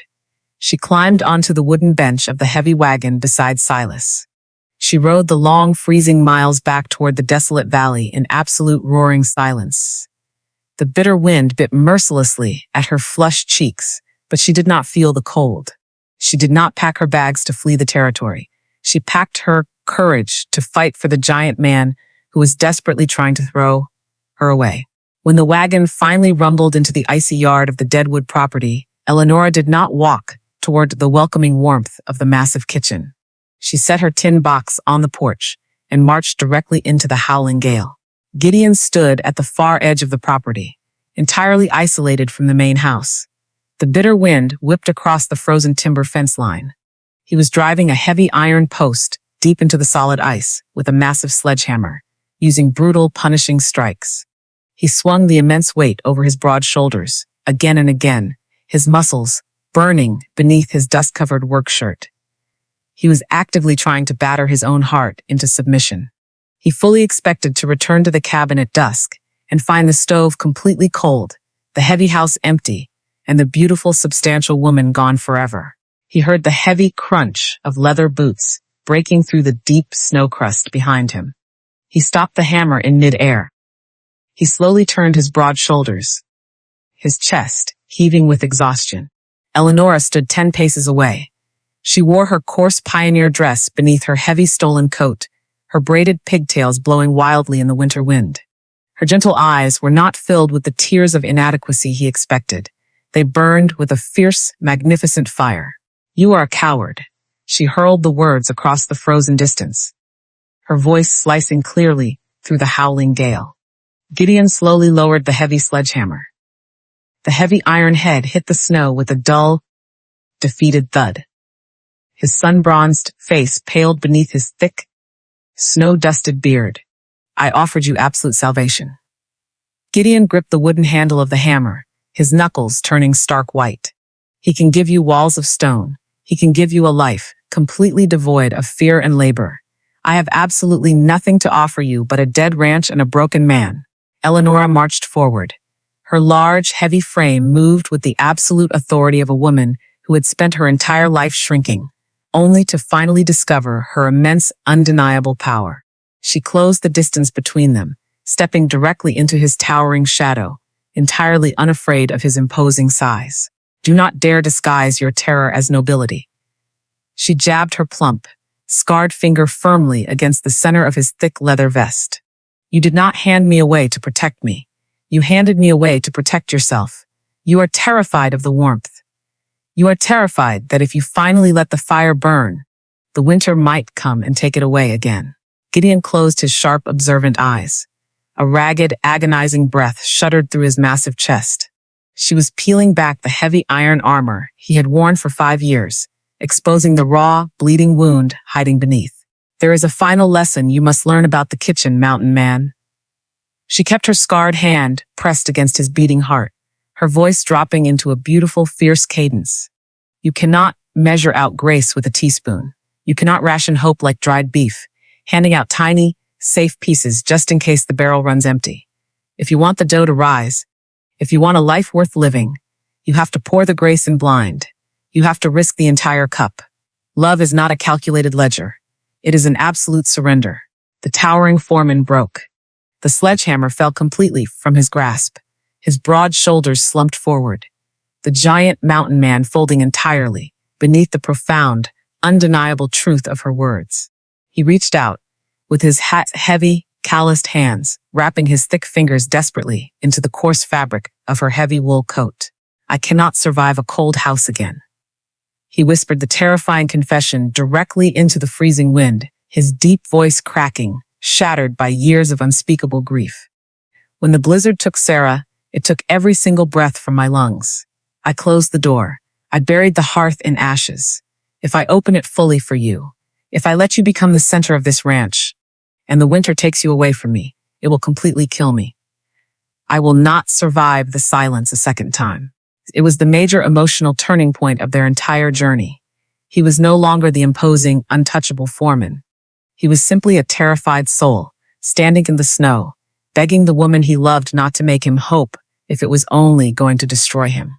Eleonora felt the profound, agonizing weight of his vulnerability. She slid her full arms around his massive, trembling waist. She pressed her round, flushed face directly against his chest, listening to the frantic, heavy beating of his heart. She held his towering frame together in the middle of the howling storm. The winter will not take me, she murmured fiercely against his leather vest, pouring her absolute devotion directly into his broken spirit. I am not a fragile flower, Gideon. I am a woman built for the bitter frost. I know exactly how to keep the fire burning. You do not have to carry the heavy wood alone anymore. Gideon buried his face in her braided hair. He inhaled the sweet scent of wild honeycomb and wood smoke clinging to her skin. He wrapped his massive arms entirely around her heavy, substantial form, holding her as though she were the absolute center of the universe. The fortress of ice surrounding his chest completely shattered, melting away into a profound, overwhelming river of deep trust. He finally understood that she did not just need his protection. He desperately needed her enduring strength. They stood together in the deep snow, two entirely broken souls, forging an unbreakable bond in the middle of the freezing wilderness. The bitter Wyoming wind roared fiercely around them, but they were completely untouchable. Eventually, Eleonora pulled back slightly. She looked up into his sharp, observant eyes, her gentle expression shifting into one of absolute resolve. I will stay. She spoke clearly, wiping a stray tear from her flushed cheek with her pink scarred hand. I will never walk away from the hearth we built together, but I will not remain on this property under the shadows of unspoken secrets. Gideon tensed slightly, his calloused hands resting upon her broad shoulders. He recognized the serious, unyielding tone in her beautiful voice. I have given you my entire heart, she continued, her gaze locking firmly onto his. But before I step back inside that kitchen to cook another meal, you must agree to one absolute rule. The giant mountain man swallowed hard, bracing his massive frame. What condition does Eleonora set before she agrees to stay for good? My condition is a fundamental rule of the hearth. Eleonora kept her gentle eyes locked fiercely upon his, her pink scarred hands gripping the thick leather of his vest. You must never again try to shield me by hiding the bitter ingredients. You do not lock the kitchen door to keep me safe. And you do not make secret bargains in the dark to protect my life. If a terrifying storm comes, if a debt collector rides into the yard, we face the freezing wind together. A meal prepared in absolute secret nourishes no one, Gideon. We share the bitter frost, or we share nothing at all. The giant mountain man stared down at her round, flushed face. He recognized the profound, immovable dignity in her beautiful expression. He slowly raised his calloused hands, wrapping his thick fingers over hers, and bowed his head in absolute surrender. He accepted her terms, officially opening the heavy iron doors of his isolated world to let her fully inside. Their hard-won peace lasted precisely 3 weeks before the Wyoming Territory delivered its most devastating blow. The brief, promising thaw proved to be a cruel illusion. A late winter freeze, known among the hardened pioneers as a blue norther, descended upon the valley with terrifying speed. The temperature plummeted violently within hours, freezing the melted snow into jagged, lethal sheets of solid ice. The wind did not merely howl. It shrieked like a dying animal, tearing heavy shingles from the bunkhouse roof and plunging the entire ranch into a blinding, suffocating whiteout. The herd of cattle was in immediate, mortal danger. If the animals remained scattered across the freezing plains, they would completely suffocate beneath the rapidly accumulating drifts. Gideon and his men tied thick ropes around their waists, linking themselves together to avoid vanishing into the blinding storm. They waded out into the brutal white void, fighting frantically to drive the terrified, freezing cattle into the sheltered timber corral near the main house. It was a grueling, agonizing battle against nature. Inside the massive house, Eleonora fully understood her critical role. She did not shrink back from the howling windows. She did not sit in the wooden chair and wait in terrified silence. She transformed the massive kitchen into an absolute, blazing engine of survival.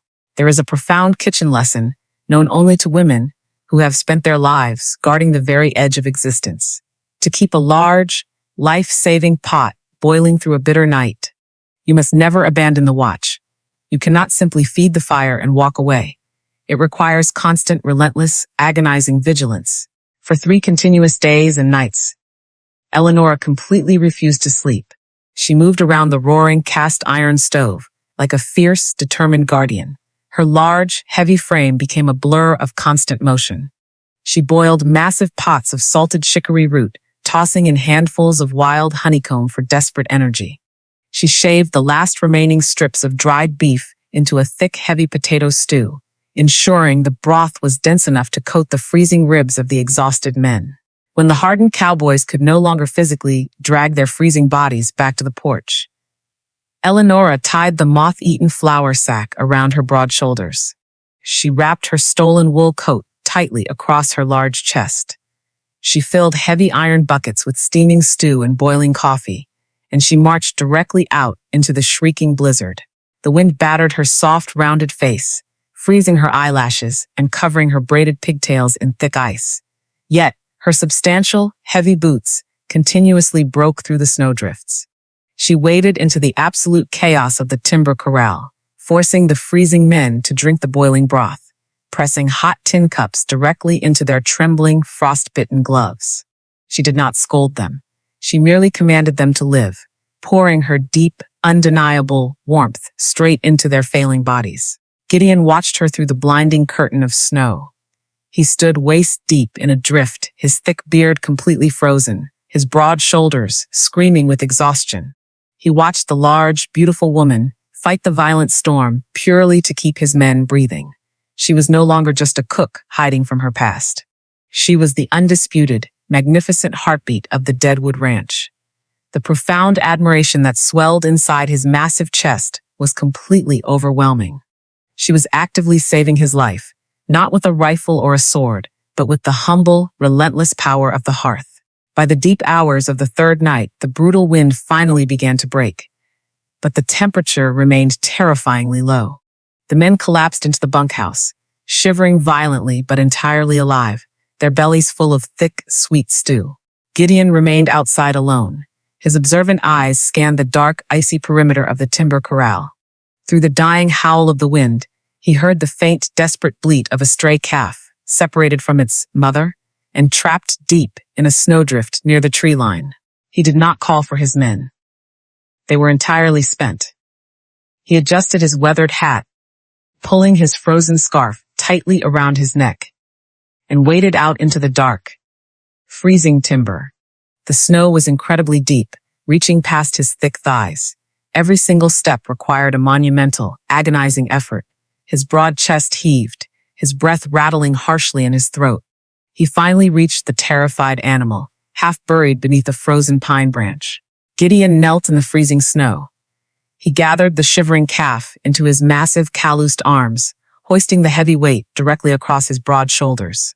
He turned back toward the faint, glowing light of the kitchen window where he knew Eleonora was waiting.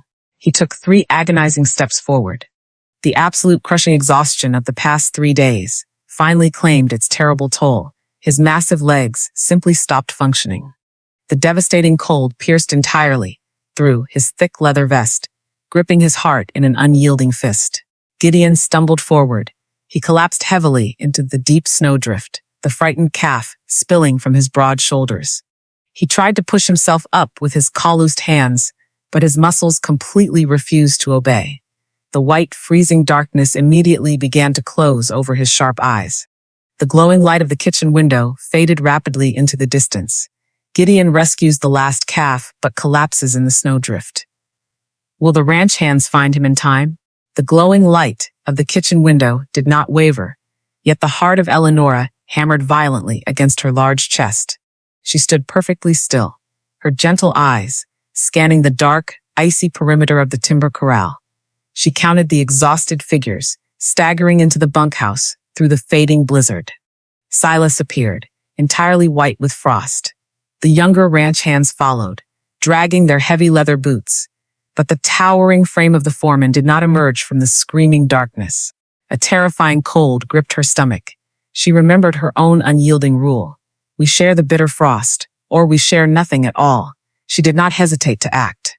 She grabbed the heavy iron lantern, resting upon the long wooden prep table. She wrapped her stolen wool coat tightly around her broad shoulders and threw the heavy oak door completely open.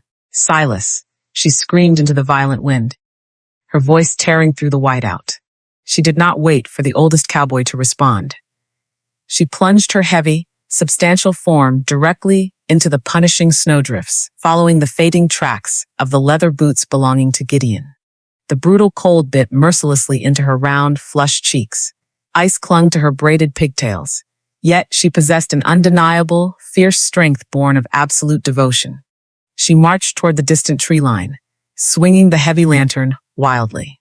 She found him lying completely motionless in a deep snowdrift, his broad back sheltering the shivering calf. He was a giant mountain of a man, felled entirely by exhaustion and the unforgiving elements. Silas reached her side moments later. Together they grabbed the thick, frozen leather of the coat worn by the foreman. They dragged his massive, lifeless frame through the deep snow, pulling him across the frost-heaved porch and directly into the blazing heat of the massive kitchen.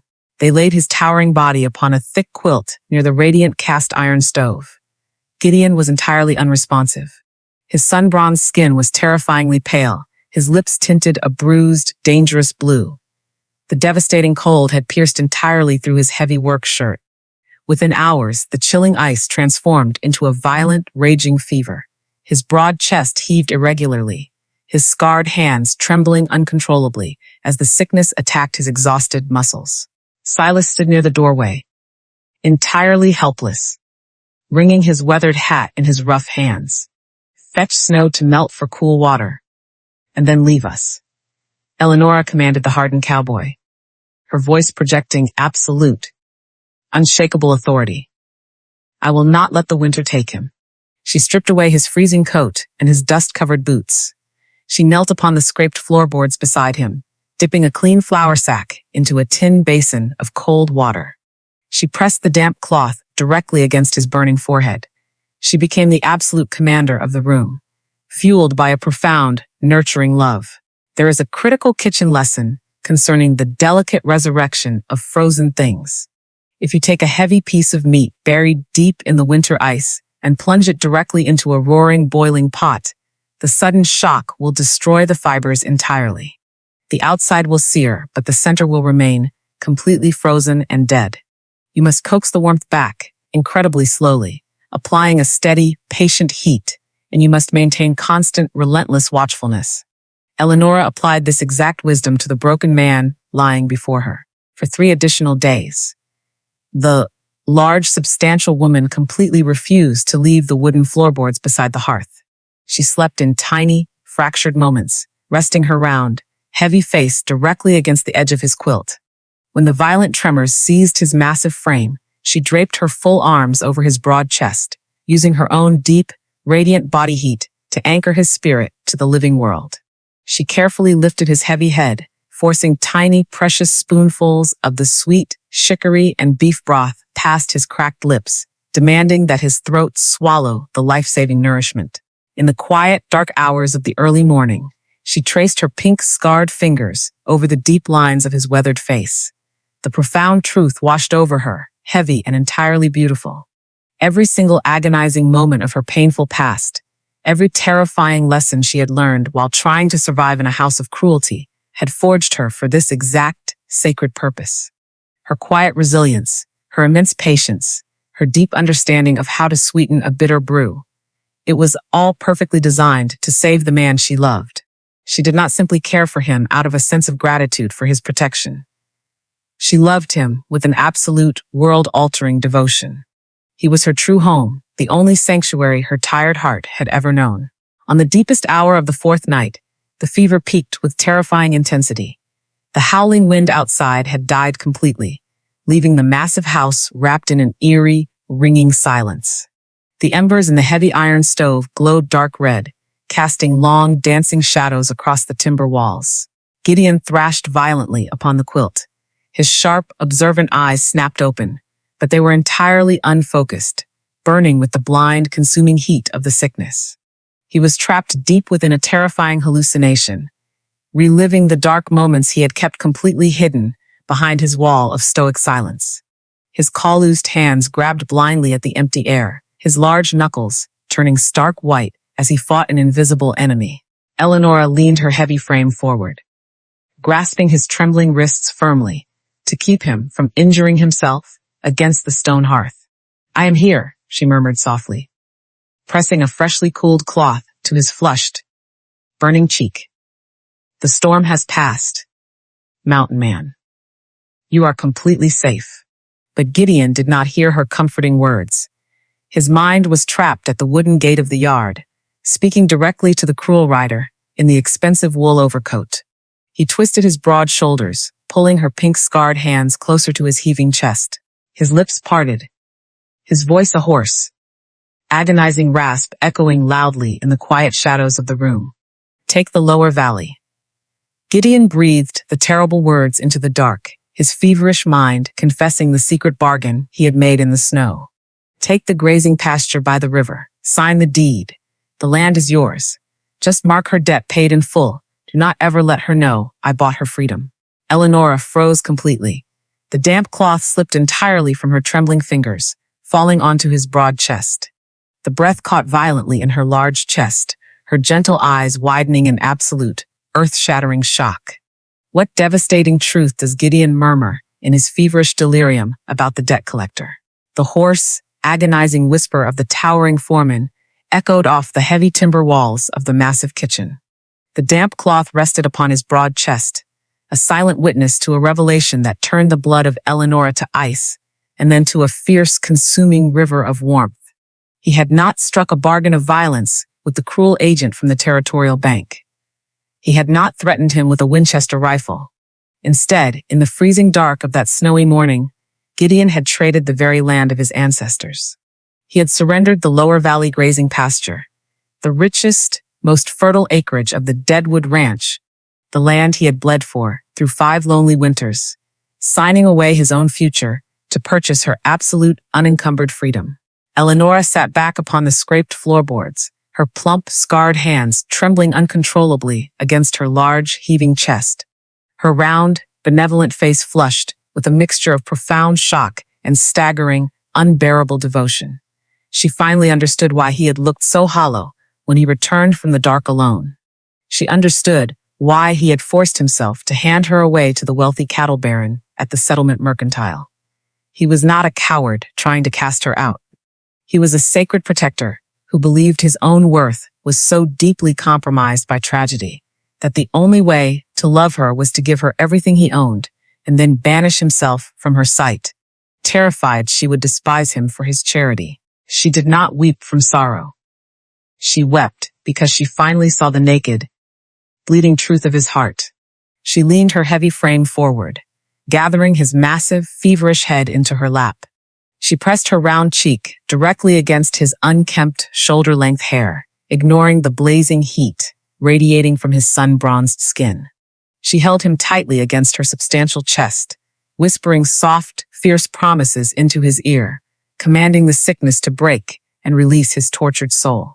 She fed him more of the warm, rich beef broth with infinite patience, using a clean wooden spoon Silas had carved for her days before. For 2 more days, the profound transformation of her love acted as the ultimate medicine.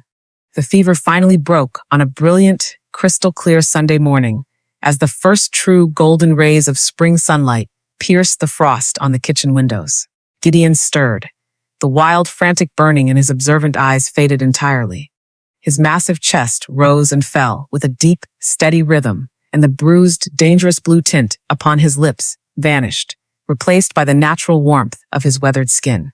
He slowly blinked, his sharp eyes focusing upon the high timber ceiling of the massive house, and then shifting downward. Eleonora was sitting right beside him upon the floorboards. Her round face was pale with exhaustion, smudged with soot and flour, her long braided pigtails slightly frayed. Yet her gentle eyes were shining with an unyielding, radiant love. She was holding a clean, damp cloth in her plump, scarred hands. Gideon tried to speak, his throat completely dry and scratchy beneath his thick beard. He attempted to pull his massive frame backward, the familiar, crushing weight of his pride and his secret sacrifice rising like a wall between them.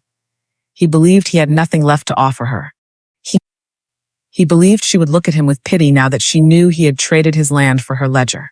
"Do not move," Eleonora commanded him softly, her voice possessing the gentle, magnificent authority of a queen of the hearth. She did not wait for him to construct his armor. She leaned forward, placing her plump, soft palms directly upon either side of his sun-bronzed, weathered face. She pressed her forehead firmly against his, closing the absolute distance between their souls. "I know about the lower valley." The words fell from her lips. Rich, quiet, and entirely devoid of anger. "I know you traded the grazing pasture to the bank. I know you paid my entire debt in full." Gideon closed his sharp eyes, a single, heavy tear escaping beneath his thick lashes to slide down his rough cheek. He expected her to say it was too much. He expected her to say she could not accept such a staggering burden. "You foolish, beautiful mountain man," Eleonora whispered, a radiant, triumphant smile breaking across her benevolent face. "You thought you could buy my freedom and then send me away to live a safe, cold life behind someone else's iron gates. You thought your sacrifice meant I owed you nothing. But here is the final, greatest lesson of the hearth. Grace is not a debt to be repaid, and love is not a transaction to be balanced on a ledger. You poured your entire cup in blind, Gideon. You gave me your home, and now I am giving you mine." The towering foreman opened his eyes. He looked into her gentle, fearless face, and finally, miraculously, let go of the last ghost of Sarah and the heavy guilt of his past. The hollow, tormented look in his sharp gaze vanished, replaced by an overwhelming, shining peace. He reached his massive, calloused hands upward. He gripped her broad shoulders, pulling her heavy, substantial frame down against his chest. He buried his face in her neck, letting out a long, ragged, shuddering sigh of profound, earned redemption. Will Gideon's pride allow him to accept that she chooses him out of love, not gratitude? The bitter Wyoming winter finally surrendered to the undeniable warmth of the changing season. The brutal howling winds softened into gentle, fragrant breezes that swept down from the mountain peaks, carrying the sweet scent of melting ice and damp, awakening pine. The jagged snowdrifts that had buried the valley floor slowly dissolved, revealing rich, dark earth underneath. The Deadwood Ranch, completely entombed in silent grief for 5 long years, was officially breathing again. Gideon did not merely survive the terrible fever.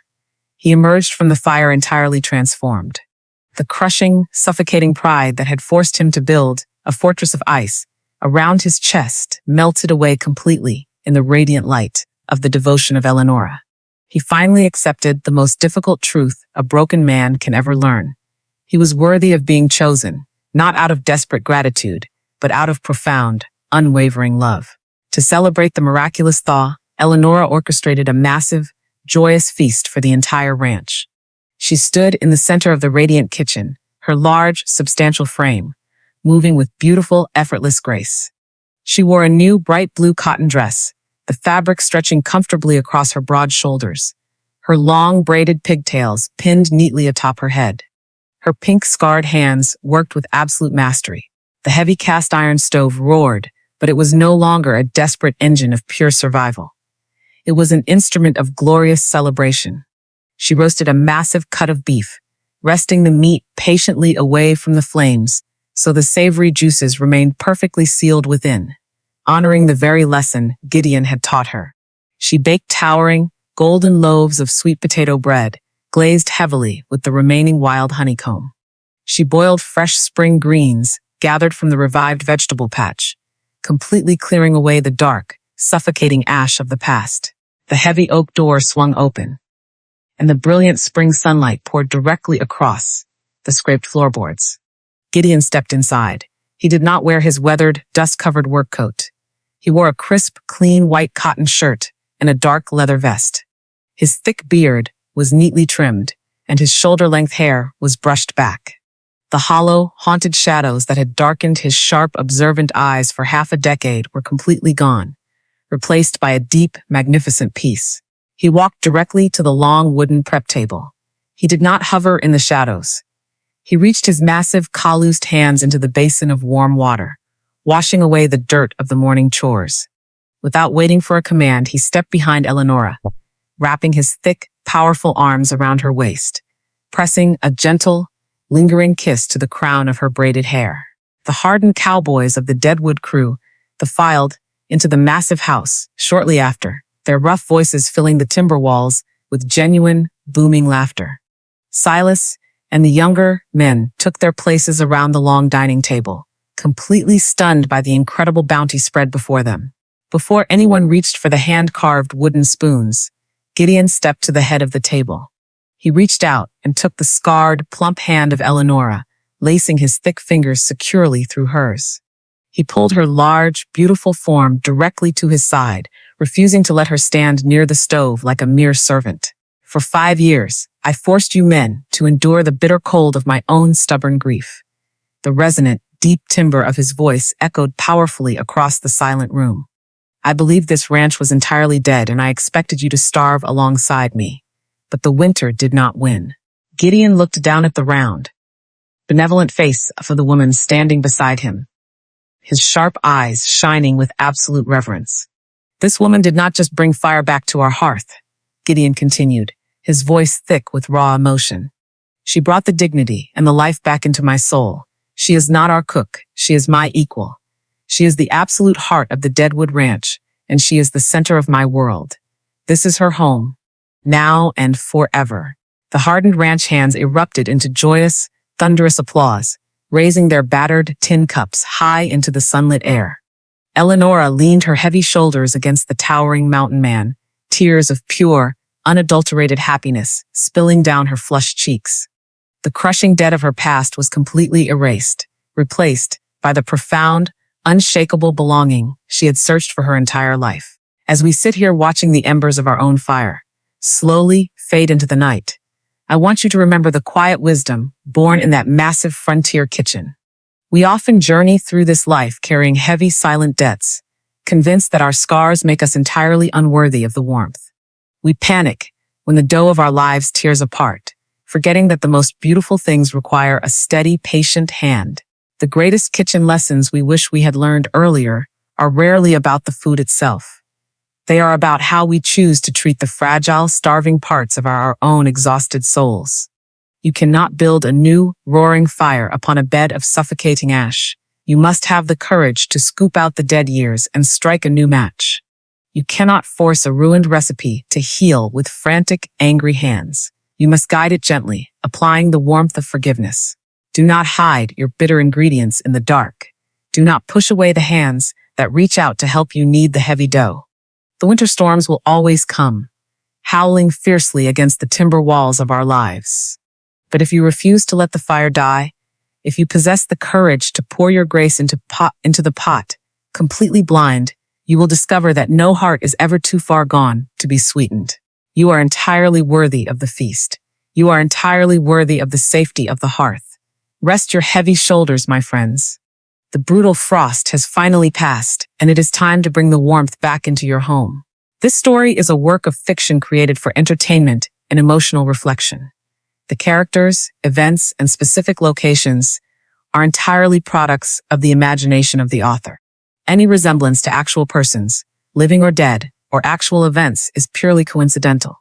The lessons shared within are intended for thematic and narrative purposes and should not replace professional, emotional, or psychological guidance.